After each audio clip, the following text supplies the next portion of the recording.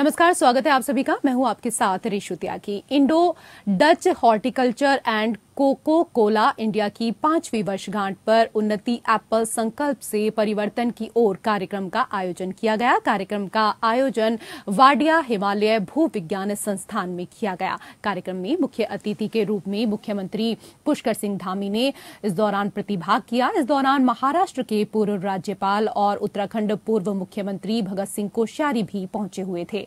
इस कार्यक्रम में 2018 से लेकर अब तक इन 5 सालों में 40,000 लोगों को रूट स्टॉक पर आधारित सेब का सघन बाग लगाने की जानकारी दी गई। इसके चलते 5 सालों में इन संस्थान के माध्यम से 1,000 किसानों ने सेब के सघन बाग लगाए हैं। कार्यक्रम के संबोधन के दौरान सीएम पुष्कर सिंह धामी ने कहा कि नाबार्ड से 18,000 पॉली हाउस बनाने की स्वीकृति हुई है। साथ ही वित्त वर्ष में हॉर्टिकल्चर के क्षेत्र में 813 करोड़ का बड़ा बजट रखा गया। अगर सेब की दिशा में आगे बढ़ेंगे तो एक नई क्रांति और एक नया इतिहास बनाया जाएगा। उन्नति एप्पल योजना के माध्यम से प्रदेश को लाभकारी परिणाम देखने को मिले हैं। इस योजना के माध्यम से जो आंकड़े सामने आए उससे किसानों की आय दोगुना हुई है।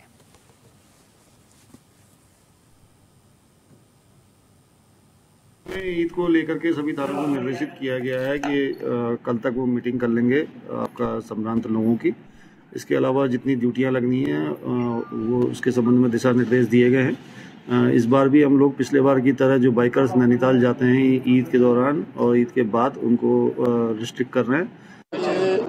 बड़ा अच्छा कार्यक्रम है। एप्पल संकल्प से परिवर्तन की ओर कहीं न कहीं हमारे राज्य में जो सेब उत्पादन की अपार संभावनाएं हैं उन संभावनाओं को गति मिलेगी और काफ़ी गति मिल रही है। काफ़ी सारे किसान इस क्षेत्र में अब आगे आ रहे हैं, सेब का उत्पादन कर रहे हैं और इन कंपनियों के और सबके समन्वय से जहां उनको अच्छा बाजार भी मिल पा रहा है, सेब का उत्पादन भी हो रहा है, वहीं सरकार भी लगातार इसको प्रोत्साहित करने के लिए इस वर्ष हमने एप्पल मिशन 35 करोड़ रुपए की धनराशि का प्रावधान किया है। उधर कैबिनेट मंत्री गणेश जोशी की अध्यक्षता में सचिवालय में रोजगार गारंटी परिषद की बैठक हुई। बैठक में परिषद के सभी सदस्यों के साथ सभी उच्च अधिकारी भी मौजूद रहे।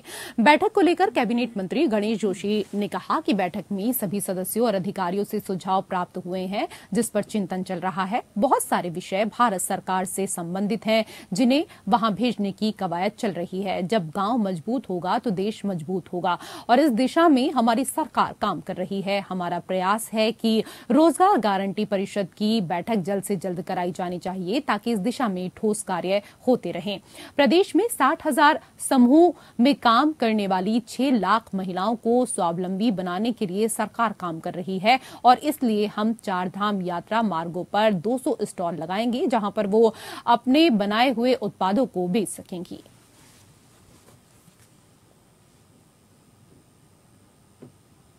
आज राज्य रोजगार गारंटी परिषद की बैठक आहूत की गई थी जिसमें हमारे सभी सम्मानित सदस्यगण सारे अधिकारी यहाँ पर थे और जो सुझाव माननीय सदस्यों द्वारा आए उन पर विचार किया गया। कुछ का मौके पर विस्तरण किया गया। कुछ विषय भारत सरकार से संबंधित है उनको वहाँ भेजा जाएगा और कुछ विषयों पर अन्य प्रदेशों का अध्ययन करने के बाद हमारी सरकार क्या कर सकती है उस दिशा में हम काम करेंगे। वहीं 22 अप्रैल से 4 धाम यात्रा का आगाज हो रहा है। तैयारियों को अंतिम रूप दिया जा रहा है। सीएम धामी भी 4 धाम यात्रा को लेकर चल रही तैयारियों पर नजर बनाए हुए हैं। सीएम धामी का कहना है कि 4 धाम यात्रा की सभी तैयारियां हो गई हैं। अंतिम दिन तक हम लगातार इस प्रयास में हैं कि सारी व्यवस्थाएं अच्छी हों। वहीं मुख्य सचिव का कहना है कि चारों धामों का रिव्यू किया गया है। पिछले वर्ष ही तैयारियां अच्छी थी, उसके मुकाबले इस वर्ष की तैयारियां अच्छी हैं। सभी जिलों में विभागों की टीमों ने अच्छी मेहनत की है। नई नई चीजों का अरेंजमेंट इस दौरान किया गया है जो यात्रा के दौरान देखने को मिलेंगी।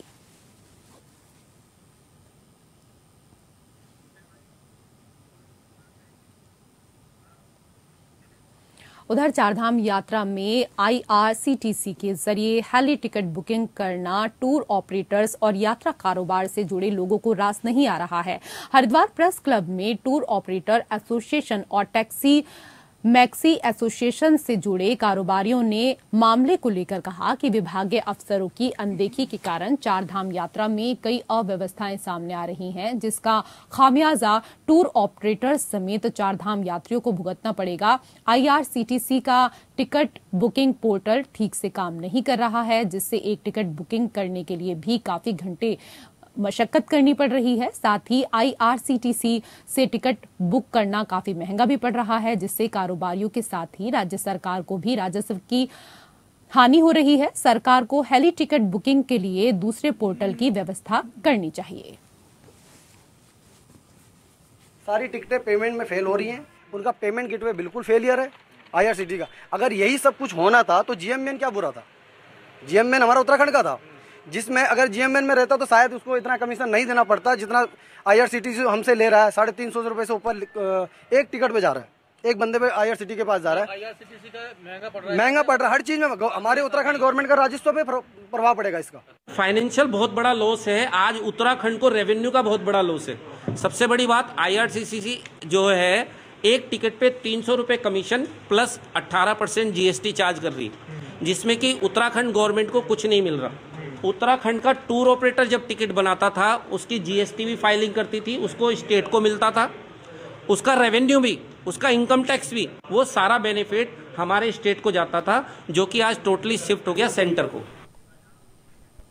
उधर केदारनाथ हेली सेवा के लिए 18 अप्रैल से दूसरे चरण की टिकट बुकिंग शुरू हो गई है। IRCTC की वेबसाइट पर केदारनाथ धाम में हेलीकॉप्टर से यात्रा करने वाले श्रद्धालु टिकट बुक करा सकते हैं। आपको बता दें कि यात्रा के दौरान शासन प्रशासन को लगातार हेली सेवाओं को लेकर टिकटों को ब्लैक में बेचने की शिकायतें मिलती थी। टिकट की बुकिंग में पारदर्शिता और कालाबाजारी रोकने के लिए पहली बार ऑनलाइन टिकट बुकिंग की जिम्मेदारी IRCTC को दी गई है। रेलवे की तर्ज पर अब IRCTC से केदारनाथ धाम की यात्रा के लिए हेली सेवा के टिकटों की बुकिंग की जा रही है। वहीं मुख्य सचिव SS संधू का कहना है कि IRCTC के पास टिकट बुक करने का अनुभव है, इसलिए उनको कॉन्ट्रैक्ट दिया गया है और अभी शिकायतें मिलना भी बहुत कम हो गया है और जो फर्जी वेबसाइट हैं उन्हें साइबर क्राइम सेल देख रहा है। अगर टिकट बुकिंग के दौरान कोई फर्जी वेबसाइट दिखती है तो उसके विरुद्ध FIR करके कार्रवाई की जाएगी।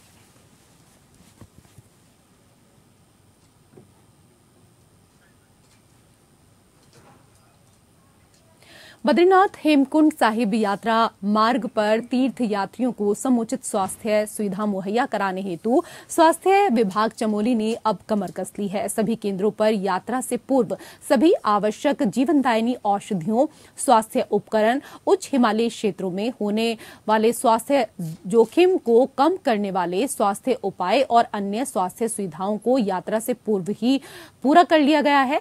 इस दौरान डॉक्टर VP सिंह ने जानकारी देते हुए बताया कि विभाग द्वारा यात्रा रूट पर 69 डॉक्टरों की तैनाती कर दी गई है, साथ ही हेल्थ ATM भी स्थापित कर दिए गए हैं। जी, इस बार के चारधाम यात्रा के दृष्टिगत जो है हम लोगों के पास स्थायी चिकित्सालय जो है लगभग 19 हमारे स्थायी चिकित्सालय हैं और 2 हमारे MRPs हैं। इसके अलावा अपने जो है आपके जो यात्रा रूट पे हमारे जो अस्पताल हैं उसमें लगभग हमने 69 जो है डॉक्टर्स की टीम जो है हमारी लगी हुई है सभी अस्पतालों में। और जहाँ तक हम स्पेशलिस्ट की बात अगर करें तो हमारे पास जो है पूरे जिले में ऑर्थोपेडिक सर्जन 3 हैं, फिजिशियन हमारे पास 2 हैं और आपके एनेस्थेटिक हमारे पास 3 हैं। और उधर चमोली में श्री हेमकुंड साहिब के कपाट 20 मई को खुलने हैं। ऐसे में कपाट खुलने से पहले गोविंद धाम से हेमकुंड साहिब तक के गुरु आस्था पथ से बर्फ हटाने के लिए गोविंद घाट गुरुद्वारे से भारतीय सेना का एक दल रवाना हो गया है। गुरुद्वारा गोविंद घाट के वरिष्ठ प्रबंधक सरदार सेवा सिंह ने बताया कि गुरुद्वारा श्री हेमकुंड साहिब मैनेजमेंट ट्रस्ट उन सभी फौजी भाइयों का तहे दिल से धन्यवाद करता है जो गुरुद्वारा श्री गोविंद घाट में अरदास करने के उपरांत गोविंद धाम के लिए रवाना हुए हैं। इस दल में 25 आर्मी के जाबाज जवान हैं जो कि कर्नल सुनील यादव की देखरेख में हेमकुंड साहिब मार्ग से बर्फ हटाने का कार्य करेंगे। बात पौड़ी जिले की करेंगे, जहां पर रिखणी खाल और धुमाकोट क्षेत्र में बाघ के हमले से अब तक 2 लोग अपनी जान गंवा चुके हैं, जिसके चलते घटना के बाद ग्रामीणों में विभाग के खिलाफ काफी रोष देखने को मिल रहा है। ग्रामीण इस बाघ को मारने की मांग पर अड़े हुए हैं, तो वहीं जिलाधिकारी पौड़ी डॉक्टर आशीष चौहान ने इस घटना को गंभीर बताते हुए बताया कि इस संबंध में ग्रामीणों और स्कूली बच्चों की सुरक्षा को लेकर आंगनबाड़ी केंद्र और स्कूल बंद करने के आदेश दिए गए हैं। साथ ही रात में क्षेत्र में कर्फ्यू लगाने का भी आदेश जारी कर दिया गया है। जिलाधिकारी के कर्फ्यू लगाने के आदेश का इस दौरान ग्रामीण विरोध कर रहे हैं, तो वहीं मामले में पौड़ी के डीएफओ ने जानकारी देते हुए बताया कि जिस क्षेत्र में यह घटना घटी है उस क्षेत्र में विभाग द्वारा पिंजरे लगाने की कार्रवाई करने के साथ ही कर्मचारियों की गश्त बढ़ा दी गई है।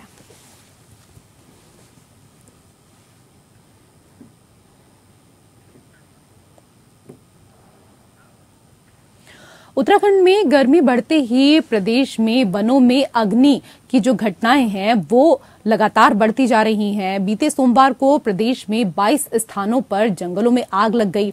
इन घटनाओं में करीब 20 हेक्टेयर से अधिक वन क्षेत्र प्रभावित हुआ है, जबकि एक ही दिन में 39,520 रुपए की आर्थिक क्षति का आकलन भी किया गया है। जबकि बात करें 1 जनवरी 2023 से 17 अप्रैल तक तो 178 स्थानों पर जंगलों में अग्नि की घटनाएं दर्ज की गई हैं। वनाग्नि से 243 हेक्टेयर से अधिक क्षेत्र प्रभावित हुआ है। मुख्य वन संरक्षक वनाग्नि एवं आपदा प्रबंधन निशिकांत वर्मा ने बताया कि मौसम में आए बदलाव के बाद वन में लगने वाली अग्नि की घटनाओं में वृद्धि दर्ज की गई है। सभी प्रभागों को अलर्ट पर रहने के निर्देश दिए गए हैं। वनाग्नि की बढ़ती घटनाओं को देखते हुए चारधाम यात्रा मार्ग पर वन विभाग पूरी तरीके से मुस्तैद नजर आ रहा है। यहां पर क्रूज स्टेशन की स्थापना के साथ बड़ी संख्या में कार्मिकों की तैनाती का प्लान तैयार किया गया है। इसके साथ ही यात्रा मार्गों पर जन जागरूकता अभियान भी चलाया जाएगा। बीते साल 2022 में वनाग्नि की 2,816 घटनाएं देखने को मिली थी। इसमें 3,300 हेक्टेयर से अधिक वन क्षेत्र प्रभावित हुआ था।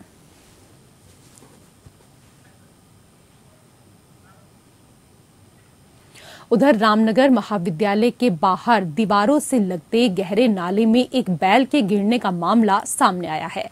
इसी बीच रास्ते से गुजर रहे कुछ युवाओं ने इंसानियत दिखाते हुए बेजुबान का दर्द समझा और कड़ी मशक्कत के बाद सकुशल रेस्क्यू कर उसकी जान बचाई है। रामनगर के कुछ युवाओं ने फिर एक बार मानवता का परिचय दिया है, जहां बताया जा रहा है कि बैल रामनगर महाविद्यालय के बाहर नाले में सुबह से गिरा हुआ था, जो नाले में ही फंस गया था, जिसको काफी लोगों ने देखा भी, पर किसी ने उसको बचाने की कोशिश नहीं की। उसके बाद युवाओं के इस कार्य की अब लोग जमकर तारीफ कर रहे हैं।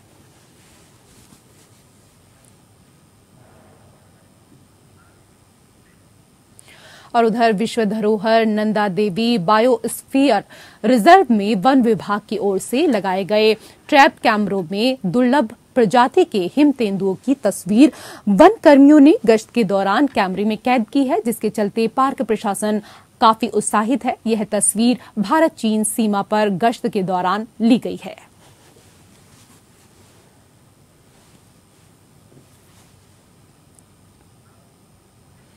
मौसम विभाग के निदेशक विक्रम सिंह ने कहा है कि 19 तारीख से प्रदेश में बारिश होने का अनुमान है। मौसम विभाग के मुताबिक शाम से प्रदेश के पहाड़ी क्षेत्रों में बारिश के साथ तेज हवाओं के चलने का भी अंदेशा जताया गया है। वहीं 20 और 21 तारीख को पहाड़ से लेकर मैदान तक तूफान के साथ भारी बारिश का अनुमान है।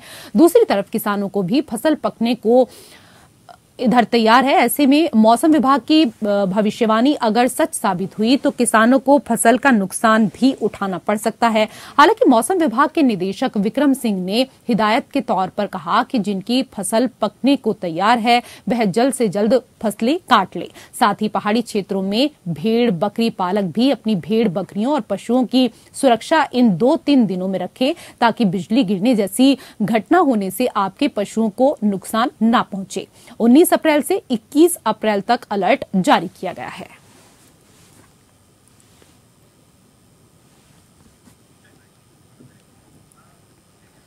उधम सिंह नगर की खटीमा कोतवाली क्षेत्र के कंजाबाग इलाके में बीते रोज दोपहर में दिन दहाड़े एक मकान से लाखों की चोरी की वारदात सामने आई। जानकारी के मुताबिक पीड़ित के घर में नहीं होने पर अज्ञात चोरों ने दोपहर के समय घर का ताला तोड़कर लाखों के सोने चांदी के जेवरात और अन्य सामान की चोरी की और उसके बाद फरार हो गए। मकान स्वामी को चोरी का तब पता चला जब उनके बेटे ने स्कूल से आकर घर में ताले टूटे हुए देखे और उन्हें जानकारी दी, जिसकी जानकारी तुरंत अपने पिता सुरेश चंद्र जोशी को दी, जिस पर मकान स्वामी ने घर पर आकर देखा तो उनके मकान के चैनल और इसके साथ ही दरवाजों के ताले टूटे हुए थे और घर से बहुमूल्य सामान गायब था। वहीं सूचना पर खटीमा कोतवाली एसआई पंकज ने पुलिस टीम के साथ मौके पर पहुंचकर चोरी की वारदात की पड़ताल की।